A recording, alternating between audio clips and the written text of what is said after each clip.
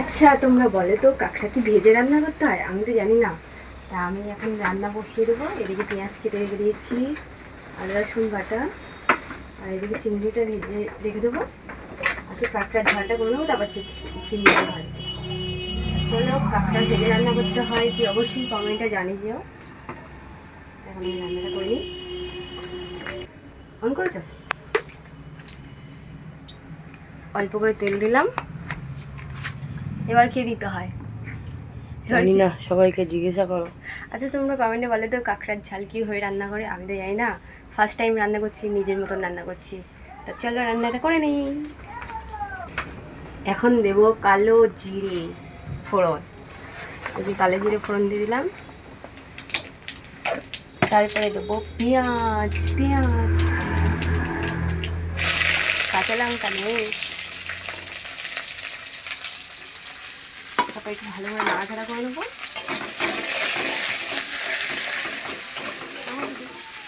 আর ভিডিওটা ভালো লাগলে অবশ্যই লাইক, কমেন্ট, শেয়ার, সাবস্ক্রাইব করে দিও। আচ্ছা কাঁকড়ার ঝোলে গরম মশলা দেয় না? আমি ভাবছি গরম মশলা দেবো, কেমন খেতে হবে বলো তো? কমেন্টে জানিয়ে দিও। থাক, এখন দেবো না, পরে দেবো গরম মশলা।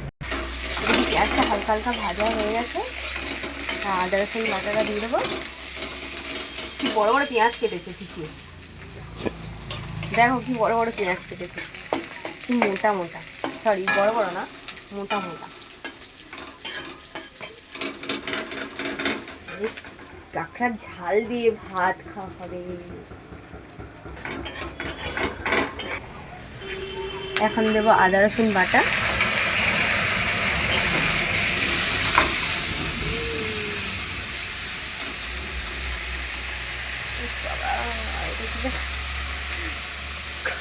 পিকু খামচে দিয়েছে, দিয়ে আর ভ্যাকসিন দিয়েছে। দেখো ডাক্তারটা এত বাজে, এখানে এত শক্ত হয়ে আছে, হাত নাড়তে পারি না আমি, খুব ব্যথা করে। তাই শুধু সব কাজ করতে হয়, কিছু আছে কিছু করে না। বাসন মাজতে হয়, ঘর মুছতে হয়, রান্না করতে হয়, সব কিছুই করতে হয়, সবাইকে খেতে দিতে হয়। এখন কী দেবো? এদিকে এখন কী দেবো? হলুদ গুঁড়ো। এই যে হলুদ গুঁড়ো দিয়ে দিলাম, একটু গ্যাসটা কমিয়ে দিই।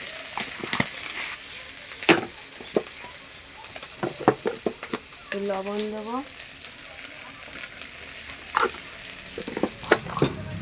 একটু জল দিচ্ছি। এদিকে মশলাটা করা হয়ে গেছে, এবার দিয়ে দেবো এই যে কাঁকড়া। দূরে এই ভিডিও করো, একটু দূরে যাও। এবার দেবো কাঁকড়া ঢেলে।